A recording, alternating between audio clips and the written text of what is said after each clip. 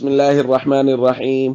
عن ابي هريره رضي الله تعالى عنه قال قال رسول الله صلى الله تعالى عليه وسلم في الحديث: ولا تحسسوا ولا تجسسوا ولا تحاسدوا ولا تدابروا ولا تباغضوا وكونوا عباد الله اخوانا. رواہ البخاری۔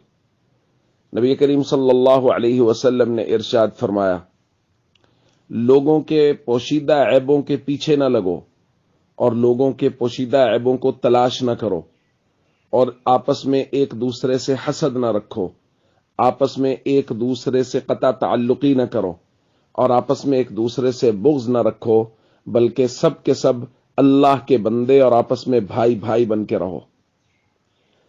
دوستو، آج جو حدیث پاک تلاوت کی گئی ہے یہ کل والی حدیث کا ہی اگلا حصہ ہے، یعنی یہ ایک ہی حدیث ہے، اور حضور علیہ الصلوۃ والسلام نے اس حدیث میں سارے معاشرتی آداب بیان کیے۔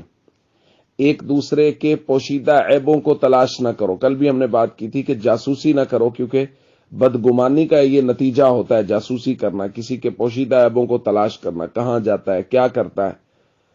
اسی طرح فرمایا، لوگوں ایک دوسرے سے حسد نہ رکھو کہ کسی کے پاس کوئی نعمت ہے اور اس نعمت کو دیکھ کے دل میں آیا کہ اس کے پاس کیوں ہے، اس کے پاس نہیں ہونی چاہیے اور میرے پاس ہونی چاہیے۔ ہمارے پاس تو خدا نخواستہ حسد کا اگلا درجہ شروع ہو گیا۔ اب کسی کے پاس نعمت دیکھ کے اس نعمت کو ختم کرنے کی کوشش شروع ہو جاتی ہے، صرف دل تک بات نہیں رہی۔ اسی طرح کہا گیا ولا تدابرو۔ بعض لوگوں نے کہا تدابرو کا معنی ہے ایک دوسرے سے قطع تعلقی نہ کرو، اور بعض نے کہا تدابرو کا معنی ہے ایک دوسرے کے پیٹھ پیچھے اس کے خلاف باتیں نہ کرو۔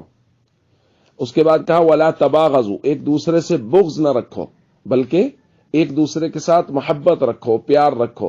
اور بغض نہ رکھنے کی بڑی بنیادی چیز، اس کا نسخہ یہ ہے کہ معاف کرنا سیکھو۔ اگر کسی نے کوئی بات کر بھی دی ہے، آپ تک پہنچ بھی گئی ہے، تو اس کو معاف کر دیں۔ ظاہر ہے جب انسان معاف کرتا رہے گا اور اللہ کی رضا کے لیے معاف کرے گا تو پھر دل میں کوئی بات نہیں رہے گی۔ اور آخر میں فرمایا اللہ کے بندے اور آپس میں بھائی بھائی بن کے رہو، یعنی جو اللہ کی عبادات ہے ان کے اندر عباد الرحمن اور عباد اللہ بنو، یعنی اللہ کے بندے، عبادت مکمل ہونی چاہیے۔